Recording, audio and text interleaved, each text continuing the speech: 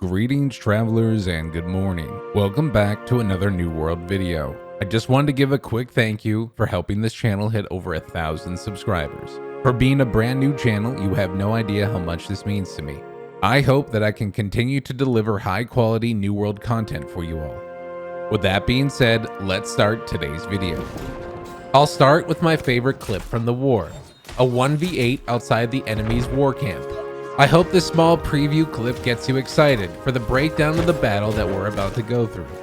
This war took place during the closed beta. It was on the NAE server Yama where they held the Battle for New World event. While I personally was not a part of the event, I participated in a lot of the wars because of my high level and being a part of the governing company. This was my first war experience in New World, and I made the most of it. In this video, you're going to see over 50 killing blows. I'll be using the Great Axe in a heavy set of armor, with my attributes split between Strength and Constitution. Around this point, my Great Axe was Mastery level 20, and I'll showcase the build on the screen here. I'll also put a link in the description below. Just a reminder that this was during the closed beta. From that time till now, the Great Axe has been adjusted. The broken interaction on the light and heavy attack have been fixed, and the damage has been skewed down a little bit. I still think the Great Axe is one of the best weapons for PvP in the current state of New World, but that's for another video. For now, let's break down the gameplay. Now remember, from the defending side of war, you'll have to defend your fort for 30 minutes. Our battle starts off with an aggressive push on B. I'm playing this war as a heavy infantry foot soldier. Between the Great Axe and the hammer, that's enough crowd control abilities for me to really get into the fight and cause a distraction. One key thing about being a heavy infantry is understanding that you have to get into the enemy backline. It's important to force yourself into these situations and go after the people in light armor, specifically the mages, the musketeers, and the healers. The Great Axe is loaded with a ton of utility abilities, including a pull, a charge, and the gravity well, which forces enemies into a vortex and slows them. Combine this with a high damage light and heavy auto attack, you are bound to be a destructive force on the battlefield. The Warhammer is another reliable weapon of the frontliner, with tons of AoE or area of effect abilities that cause crowd control, like stuns, slows, or knockbacks. Both of these two-handed weapons scale with strength, which is my primary attribute. This will make up a majority of my combat that you'll see in this video. Combined with a few consumables and deployable items from the armory, I'll try to explain as we go. For now, let's talk defense. Defending the rally point can be done in a few ways, and a lot of times it's up to your siege weapons to deal with the brunt of the force. Remember, for the offensive to capture a rally point in war, they have to have more bodies in the circle than the defenders. It is pivotal as a defender to either thin out the numbers or stop reinforcements from arriving. Notice how I continue to push forward into their offensive, trying to deal as much damage as possible and keep people away from the circle of the rally point. What I'm doing right now forces the opponents to deal with me. It takes them away from their current objective and causes them to waste their time dealing with me. While kills and damage are surely attractive on the end game scoreboard, it won't matter if the enemies end up capturing your fort. Do what you can to keep the enemies occupied, even if you end up paying the ultimate price, because time is of the essence. It's much more important for you to waste their 30 minutes of playtime than worry about your kill-death ratio.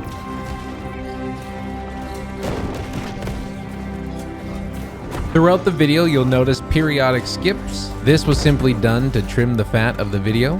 Remember, the duration of war is 30 minutes, which has a lot of downtime and a lot of running. To help improve your viewing experience, I tried to cut down as much downtime as possible. Thankfully for you, there was a ton of action in between. This video will be non-stop combat, killing blows, strategy, and discussion. Except for this part, where I'm begging for my life to the nearby healer, Sean, who ignores me and lets me fall.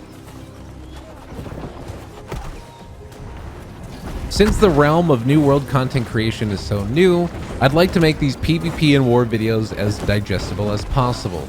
If you guys have any suggestions below on how to improve this experience, please let me know.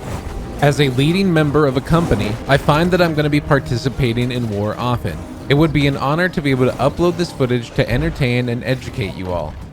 One of the things that I want to point out right here is some of the lag you might be noticing in the combat. This is one of the first experiences we had with the noticeable lag. But as a reminder, this was during the closed beta.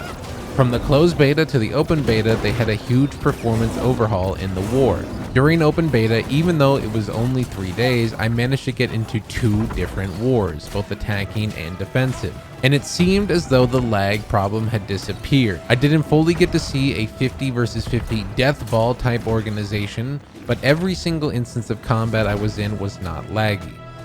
Hopefully we see this improvement last until launch and continue onward from then, because the 50 versus 50 large scale battles are incredible. Now, with all that groundwork laid, let's take a look at some of the combat and how I'm actually dealing damage.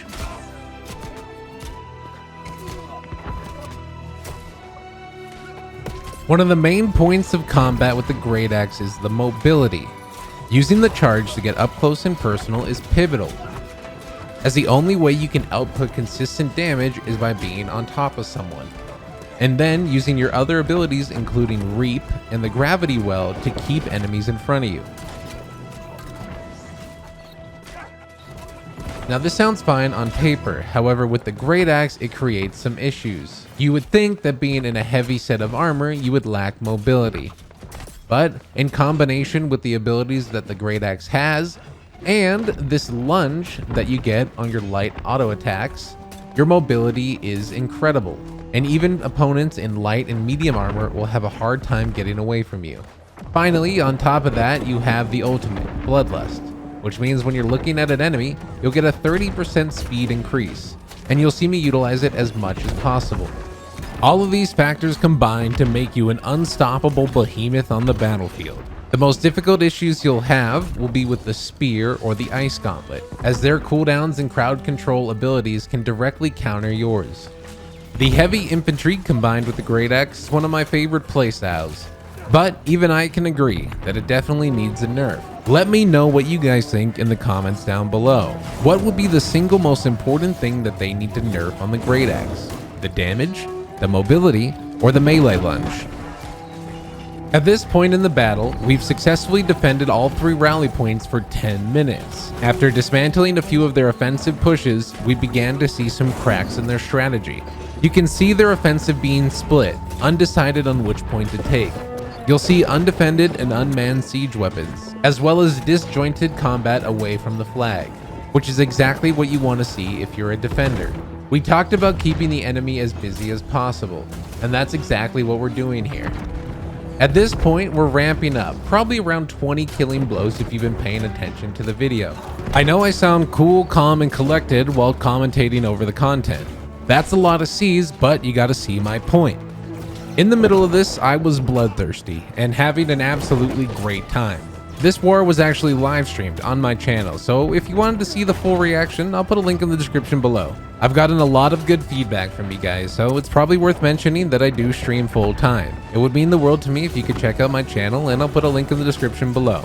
I stream a variety of games, but will be focusing all of my efforts on New World when it launches. If streaming is not your thing, I completely understand. I will continue to upload my high quality content on YouTube. One last thing, if you're looking for some companions on your New World adventure, my company Eternal will be recruiting for our hardcore and casual companies. You can find some more information below or over on our Discord. Let's start talking about some of the kill participation and some of the numbers that are tracked in war. First things first, there's knockdowns and killing blows. Knockdowns are where you simply incapacitate an enemy, however they still have a chance to be revived. A killing blow is when you land the last hit on an incapacitated target. A message will show up in chat confirming your kill participation, and you'll be able to move on. At the end game scoreboard, you'll be able to see your kills, assists, and total player damage. I know many of you guys out there are competitive and would love to be able to do nothing more than drop high kill games in wars. Thankfully, you'll have this option, but please remember, this is a team-based game. An individual's performance means nothing if the team fails. While getting kills is glorious, winning and defending your fort is the most important part. Now, when it comes to winning, how can we ensure our victory? Some of the points that we've talked about before. making sure that the backline stays occupied, keeping them busy, thinning out their numbers, and getting as many of the killing blows as you can from the siege weapons. Keeping pressure on their gates is also very important, as these are major choke points. Since you have to interact with the door to exit and enter, players tend to be funneled in and out. This is huge because you can stagger their respawns, in which you kill one group, wait a little bit, and then kill another. In order to regroup at full strength, they'll have to wait on the varying respawn points, which in turn wastes more time. I can't stress it enough that the most important thing we need to focus on is wasting the enemy's time to stop them from getting to the fort. You'll have a few different items and options to choose from. Here in the footage, you'll see me placing multiple Inferno landmines. When an enemy steps on these landmines, the patch of fire will be then deployed on the ground, causing damage over time. These are very useful to slow down an offensive. If you want more of a breakdown on some of the items in war, make sure you check out my comprehensive guide to the 50 vs 50 PvP battle. Now at this point in the battle, we're at the halfway mark. 15 minutes have elapsed, and not a single rally point has been captured. This is a great sign for us as the defenders. We're soon going to be in the final stretch of the battle, and we will maintain control of Monarch's Bluff. Now, it's happened a couple times in this video, but we haven't really talked about what happens when you die in the war. As a defender, when you die in the war, you'll have 4 options. You'll be able to respawn at the fort or at the 3 rally points as long as they still remain at your control. i.e., if the attackers were to take rally point A, you would no longer be able to respawn at rally point A.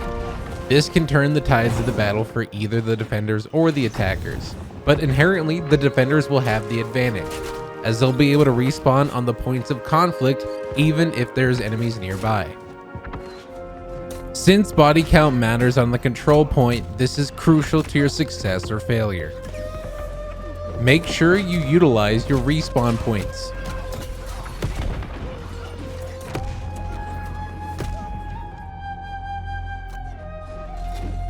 Now at this point in the war, things start falling apart for the enemies. You can tell their respawns have been significantly staggered, and that the morale continues to plummet. Their hope is dwindling, and players are now starting to give up their siege for the battle. But that's not stopping us, the defenders, from pushing on up towards the gates. Whether an enemy in front of me or a siege weapon, it doesn't stop me from pushing forward. Making sure we dismantle any forms of their offensive is still important. Getting rid of these various siege weapons, and making sure to get as many killing blows as possible. The respawn point for players will continue to increase the longer the battle progresses. That means your death is much more impactful later on in the war than in the beginning.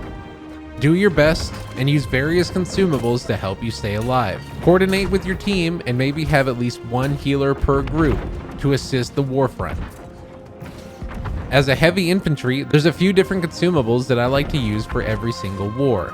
First things first, we'll have our attribute food. This is a food made through the life skill cooking, in which your character will receive a buff to a specific attribute for an extended period of time. In this battle in particular, I ate a certain food that increased my strength. Another consumable that I used was a weak honing stone.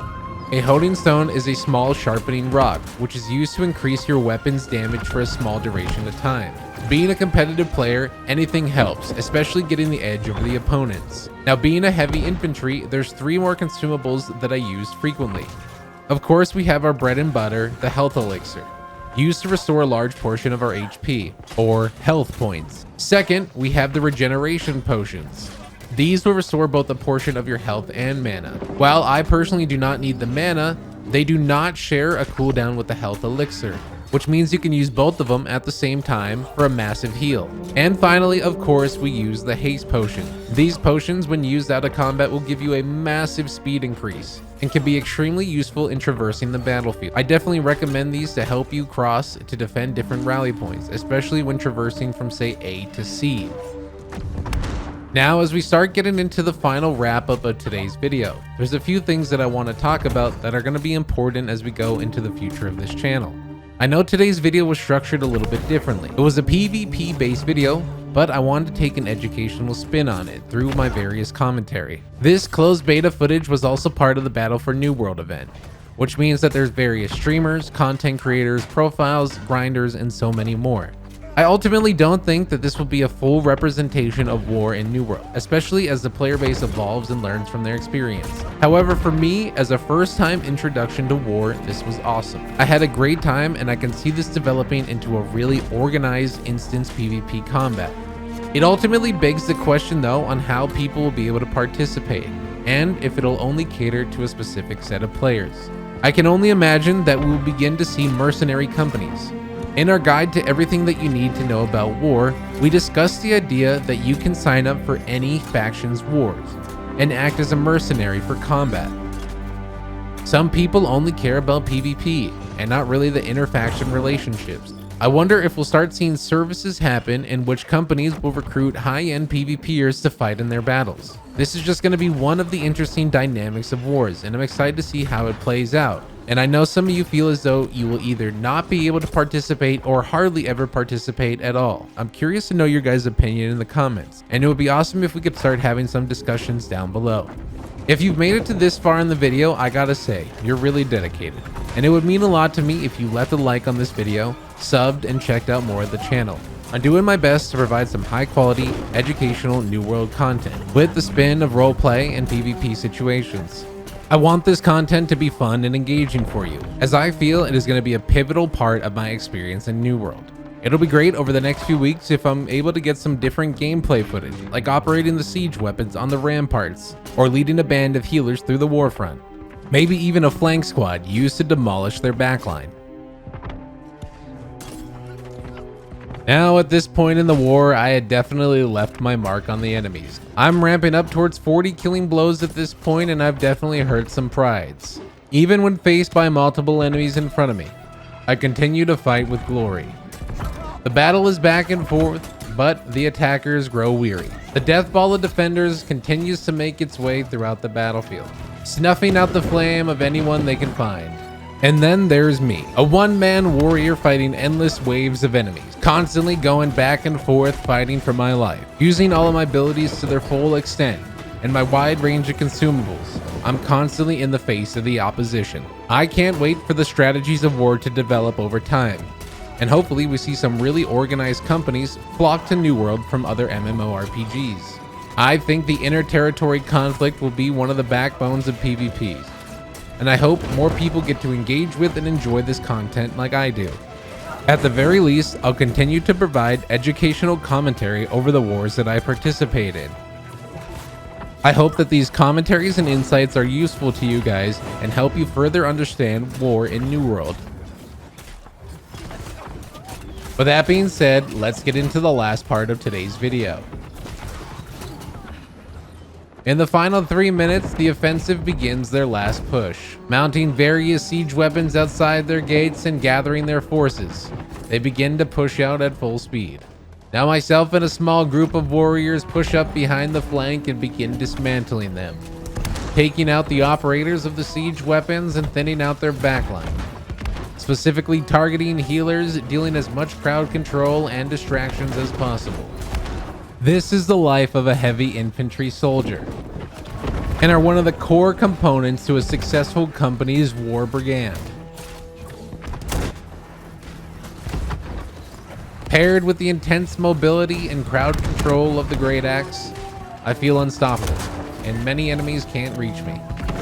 In the top right corner of your screen, you'll see another war has been declared. The action has been non-stop in our experience through closed beta and even in open beta. I've mentioned it before, but I'll mention it again.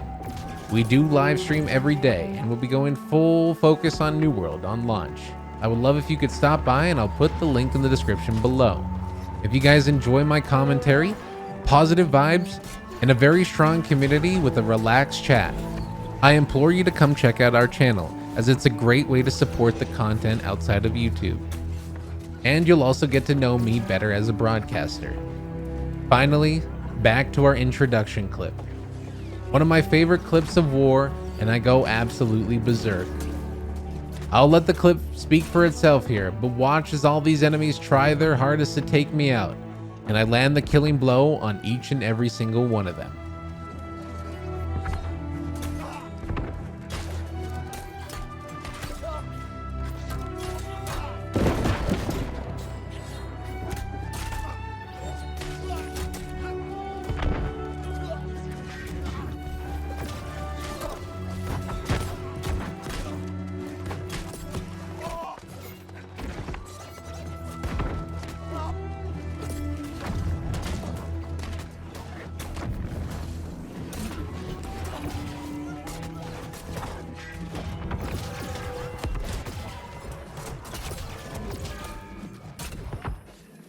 I even stop in disbelief, unable to comprehend that I had survived and killed all of those opponents. 1 minute remaining on our first war experience. The killing blows rack up and the time draws near. There's a lot of things that I still want to discuss. Balancing, siege weapons, the art of war, attacking versus defending, and so much more. If you enjoyed this video, make sure you guys do all the normal YouTube stuff. And if you guys want to learn more about war, check out everything you need to know about war in New World, or check out our Ultimate Beginner's Guide. 2 very well received educational content that we put on our channel. I just want to remind you guys again for the last time that we started this channel less than 7 days ago, and the reception that we've received is incredible. Thank you so much for all the kind words that you've given me, and I hope that I continue to meet your expectations and masterfully craft some New World content for you. As the time limit draws near, the man you see in front of me will be the last person to die by my hand. He runs for his life, but to no avail. There is no running from the Marauder General Pine. This was a great experience, and it's something I'll never forget. And with that, the victory animation flashes on my screen, and our rewards are shown. A ton of EXP, gold, Azoth, faction reputations, and tokens, and a war spoils chest that scales with my current level. Finally, what we've all been waiting for, the scoreboard and the overview. We're looking at 50 total kills and the #1 player for the Marauders. I had 7 total deaths and 152 assists, which means I participated in over 200 kills. My total damage was 509,458, which is absolutely incredible for a melee infantry. I hope this video gave you a better insight into the arts of war, especially as a melee DPS or heavy infantry. Thank you so much for watching, and of course, check out my links in the description below for my Twitch channel, more New World content, and our company's Discord.